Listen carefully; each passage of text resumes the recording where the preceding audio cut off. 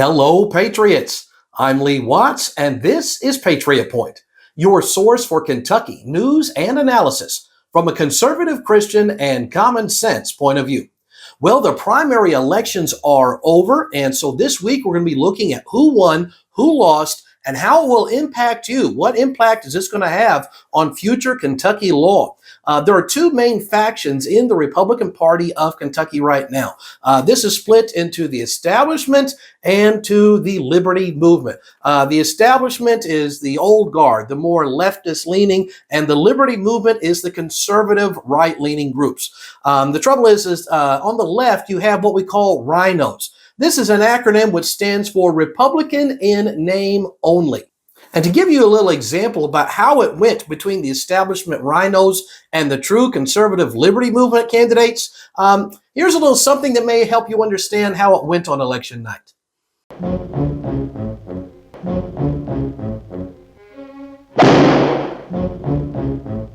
Yes, the Liberty Movement candidates won big time against the RINOs this past Tuesday during the primary elections. The Louisville Courier-Journal newspaper put it this way: "It was a big night for the GOP's Liberty wing. Those candidates, who generally run farther to the right than Republican centrists, were successful in several races."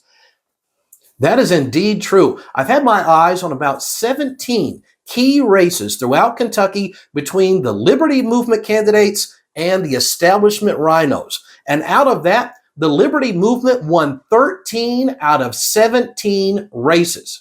You think I should let that one slide? Yeah, me neither. No, we're not going to let this pass. This is a huge, massive margin of victory in these contested races.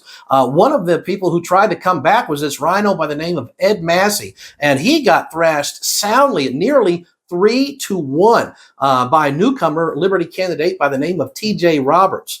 Now, we have a current representative who has been one of the champions of the Liberty movement, Representative Savannah Maddox, and she put this contest this way: "This was a good night for constitutional conservatism.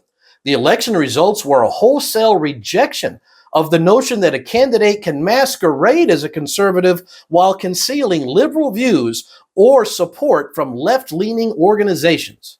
What Representative Maddox is talking about there is a bunch of the establishment RINOs that had received hundreds of thousands of dollars from leftist organizations, Democratic groups, and every single one of those guys lost big time. So this was a great victory for true Republicans and conservatism throughout Kentucky. One of the organizations which just got a pounding on this last election was the Kentucky Chamber of Commerce.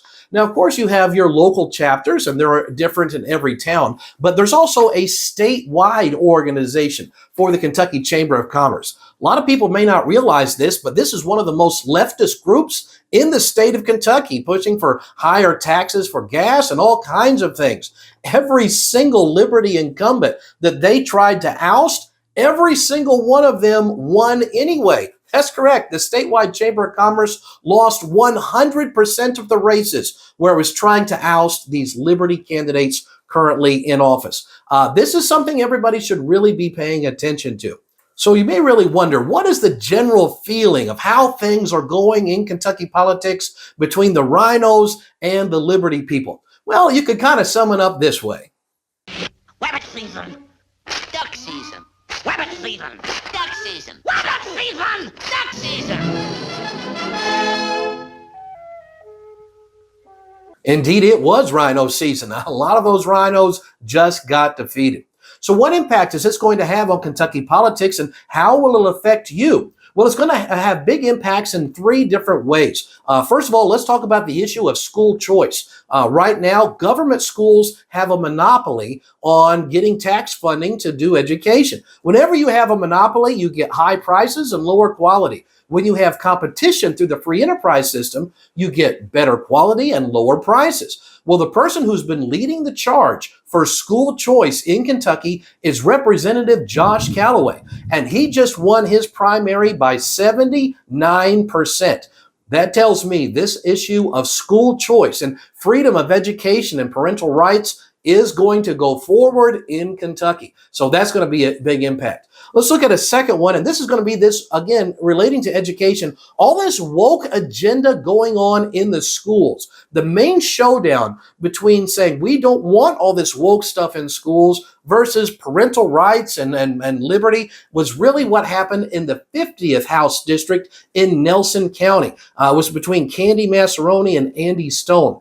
And Candy Massaroni, the conservative liberty candidate, just trounced Andy Stone, which is the one that was pushing all this woke stuff in the schools. And she did this at almost a ratio of 2-1. So that tells me this fight to get all of this liberal DEI and CRT and all the other alphabet soup woke things going on right now, this is going to continue to get the movement to get all of this stuff out of our schools and away from our children, because we had the Liberty candidate, Representative Massaroni, won that election.